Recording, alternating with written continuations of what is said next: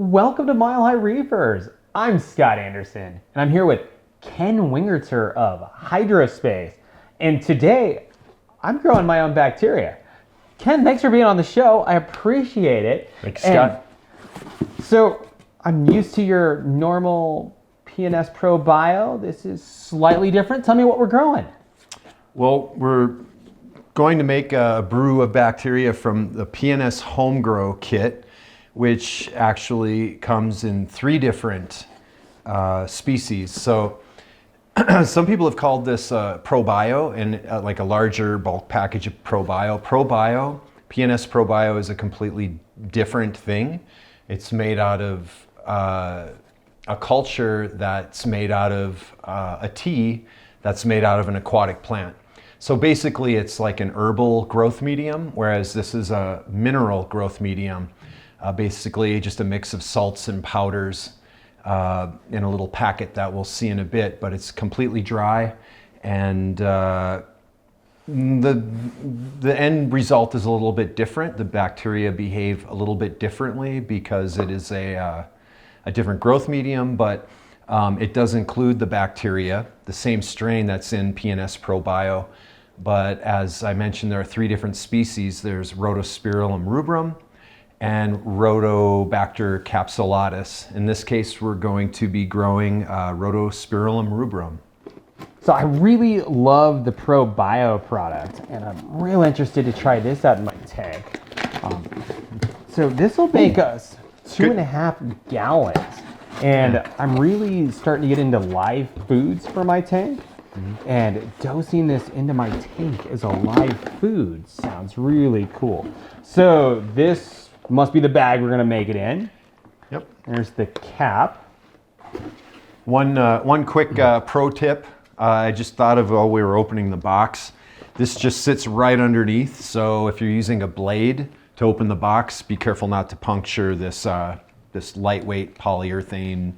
You can slice right through it easily. So. Yeah, that kind of ruined our day. So we got a mineral media, it looks like, a spout, and starter media. Sweet. So first step, it looks like, is to sterilize the cleaning vessel. So kind of explain to me what we're doing and why this step's so important, Ken. Well, first of all, yeah, you have to disinfect the culture vessel just to be sure that it doesn't get contaminated. So for that, just household bleach will work, and a little bit of hot water, which we've already prepared here. It could just be hot tap. So you said roughly a cup, but doesn't have to be too exact. Nope. All right. And then it wants a cap full of bleach, so that's this cap right here. It would be this cap right here. Ah, this cap. And the reason is that we can get the little threads and underneath that pad inside the cap there to get it all sterilized. So we're doing double duty. We're sterilizing the cap of the container and the container.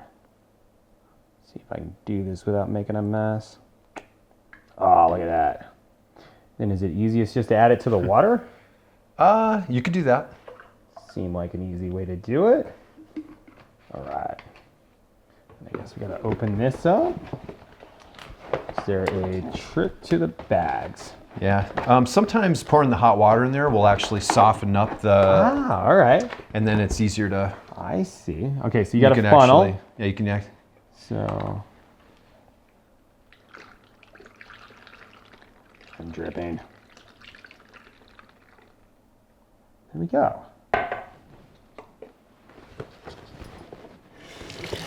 Is it this guy? Do I need to open it now, or will that kind of open up later and just get it red? Yeah, it'll kind of open up when you put the cap on, for one thing. Okay. Where is... I failed. I lost my cap already. Oh, you put it on the I'm so good at container. this. It is super sterile. No, yeah, it's extra sterile. You can actually pull the nipple off of this too. There's that raised, once you get it turned on tight. Ah, I see what you're saying. Yeah.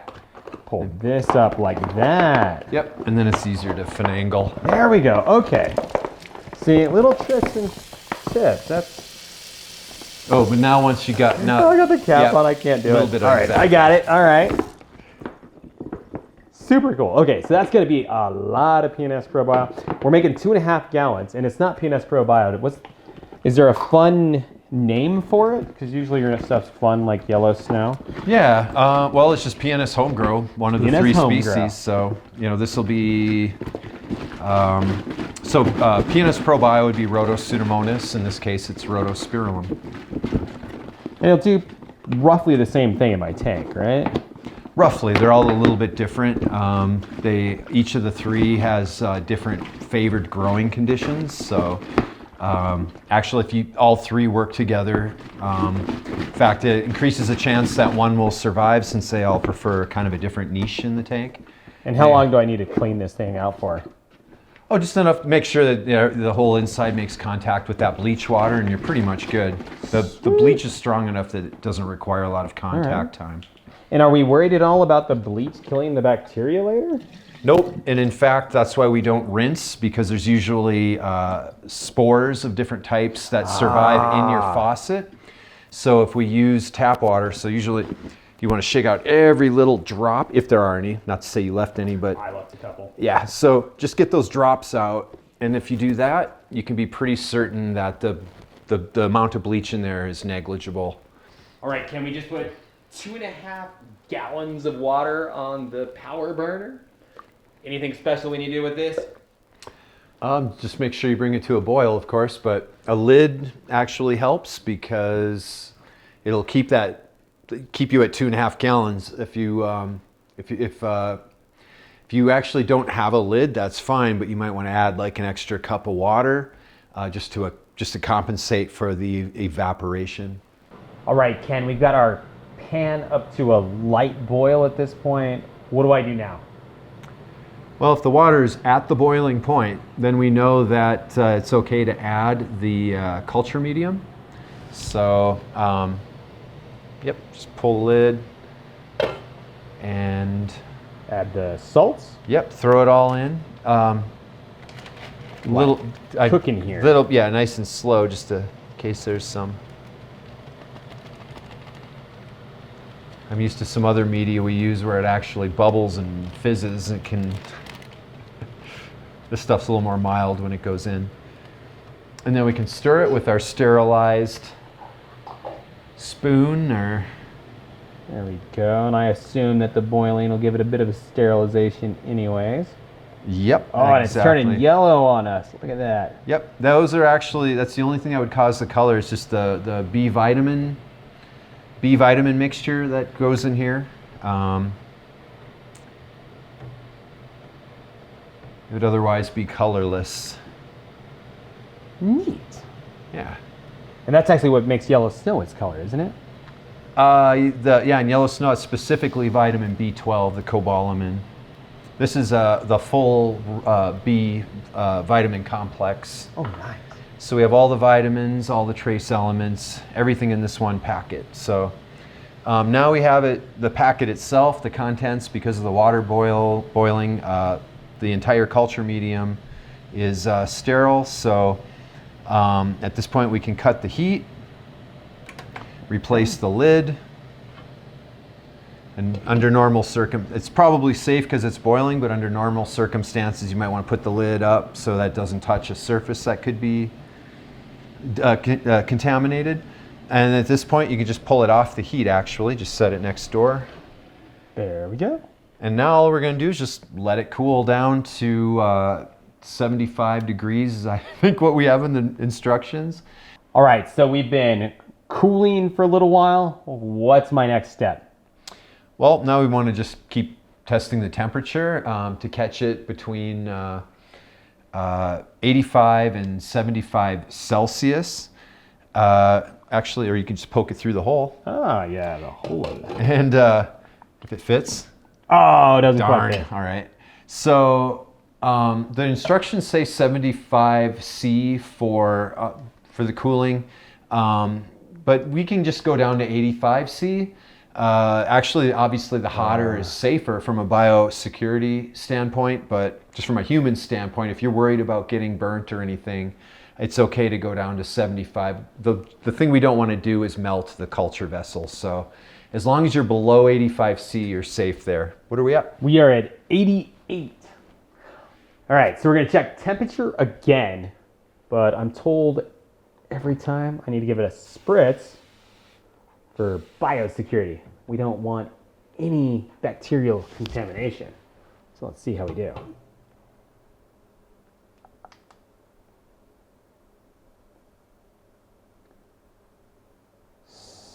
80 degrees.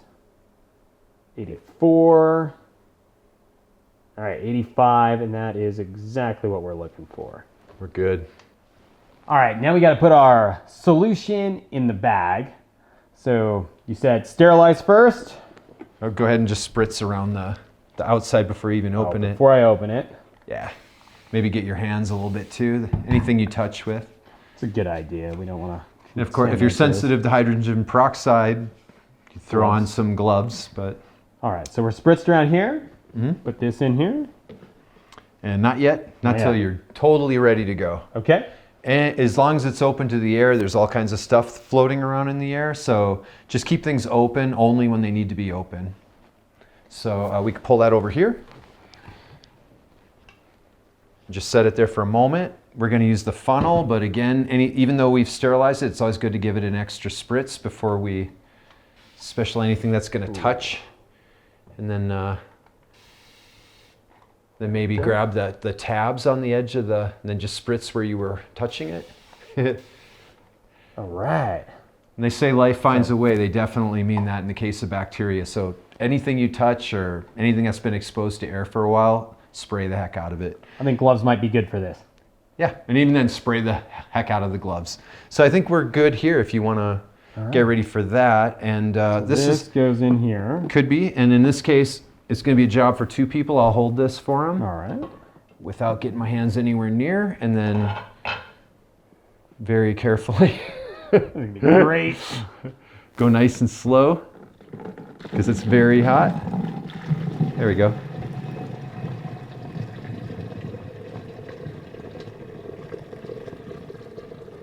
Slow down a bit.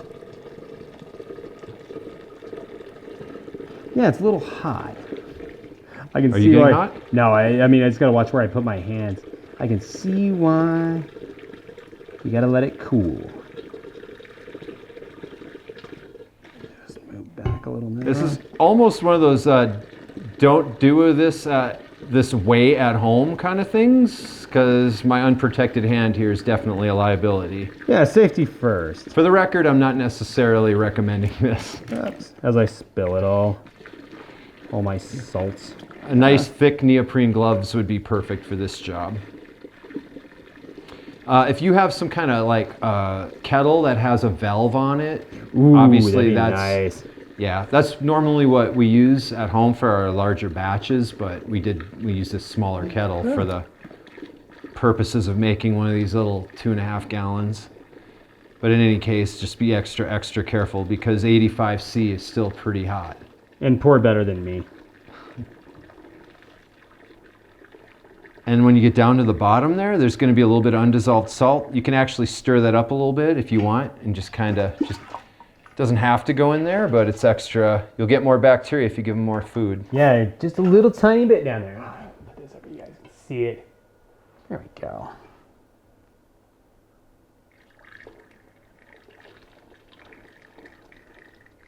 And there we are. All right, cool. All right, so I might have spilled a little bit. I don't think I'm getting any chef jobs right away. Now I can't add this just yet, right? I gotta wait. Yep, this has to cool all the way down to room temperature, so we would just recommend letting it sit out all night. And then actually, to incubate it, you'll want to keep it nice and warm. Depending on the species, they're all a little different, but aim for a 30 degrees Celsius is a good happy point for all 3 species. If it's Rhodopseudomonas or Rhodospirillum, you can go a little higher than that, but you don't want to go much lower. The growth will be slow or it won't happen. A little heat pad with something between it to protect the plastic might work. The lamp itself may be sufficient, but to know that you have it around 30 degrees C, the best thing that we'd recommend is one of those little aquarium strips, the plastic thing that you can put right on here. And then the air in here, is this a bad thing? The air is not such a bad thing by itself. It's the oxygen that you don't want in there. So now is actually, before it redissolves as it cools, it would be a good time to actually bleed all that extra out of there. So you can actually just push down, yeah, without getting any fluid out. Yeah, the one thing it's you been actually, my thing so far is it- to spill it. Yeah, I was just trying to get these corners. Otherwise, I think we're good. you got a big bubble It's over probably there. there you go. Yeah. Take advantage of the big hump. All right. Yeah. That's pretty good. Yeah. Got most of it out. All right. So we got a bag of dissolved salts that's sterile. And then tomorrow, I'll add the inoculum. All right. I'm excited to take this home and get it started, Ken. What do I need to do tomorrow? Well, as I mentioned, first make sure it's down to room temp, or I guess the target temp, which is going to be around 30 C, and then you can inoculate. As before, make sure everything's sprayed down with peroxide, including this cap and your hands. And then very carefully, after you open this up, pour it in very slowly to make sure you don't spill around the edge of the mouth of the culture vessel, because those could become sites of contamination. And then one other thing too, when you open this, make sure you're pulling up on this collar a little bit when you open it. That way it won't collapse on itself and spill stuff out. So just kind of pull this up, open the cap, set the cap down on a sterile surface. Just make sure nothing touches something that can contaminate. Once you get the inoculum poured in, of course, just put the cap back on immediately, and then you're ready to get it under some light. So, anything special about the lighting? Not particularly special. It's actually easy to overdo it. These guys don't need really bright lights, so something that would be bright enough to grow, say, star polyps would be sufficient. White, from bluish to whitish light, somewhere in between maybe is best. They do like white light, but the best thing is to grow them under a similar lighting as you'll use in the tank, so that they don't have to adapt as much once they're used. And then I need to keep it warm? Yes, so again, the 30 degrees C is a good temperature to keep this at. In addition to using the sticker thermometer, as we mentioned, you could actually use a temperature gun or whatever, as long as it's accurate and you keep the culture vessel at around 30 C. Do know that when you're looking at the ambient room temperature, factor in that the bulb will, depending on what kind it is, will likely add a little bit of heat. And how will I know when it's done? Good question. So the 30 days is approximate, of course, because it depends on all these other factors, the type of lighting you use and the exact temperature and all, but you will know that it's done because it will go from this almost Mountain Dew color it will progress towards like an orangish red, purpley red, depending on the species. But it will, this color will kind of change right away, but towards the end of after the few weeks when it's really starting to grow, you'll notice a very rapid darkening of the culture fluid, and it'll get to a point where you actually can't see the light source from behind the back side of the cube. So when it's nice and thick, you'll know that it's consumed all these nutrients, and you don't want to just throw an unfinished product into the tank, because then you're just throwing nutrients in. Let the bacteria completely eat all that stuff before you add it. You'll know that it's done just because it'll get really dark. That point at the end where they grow very fast, you'll see a very rapid darkening of the culture, and then it'll stop getting dark, and that's basically when you know it's ready to go. And how long is it good for? Another good question. So at the back of every box is an expiration date. That date indicates that indicates the expiration of the inoculum. So as long as you use this before the date that's on here, you're good to go. It has nothing to do with this. Once you make this, it's a brand new culture. So the clock starts over again, and you have 6 months to use your homemade cultures. Fantastic. 6 months for 2.5 gallons. I can make that happen. It's been just about a month and I've got a full bag of bacteria. Just about 2.5 gallons, minus that little bit I spilled. To do that, I came home, added the bacteria to the bag. Pretty easy process, except I spilled some of that too. But then I basically left it in the box. This provided a little insulation just to keep it warm. Put a desk lamp on here with an old school 75 watt incandescent bulb. That kept it warm, provided the light, and now I've got a full bag of bacteria ready to go.